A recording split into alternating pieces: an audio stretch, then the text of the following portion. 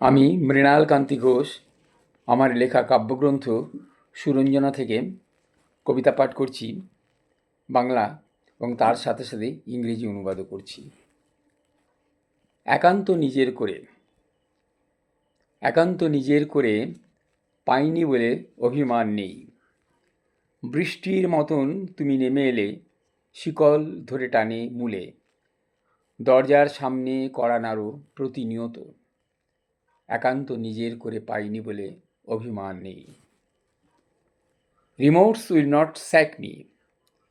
Over thoughts the stale, oh, never were you entirely mine own. You have repeatedly produced rhymes upon the core of my heart, beckonings that pull to the roots with the force of incensed rain.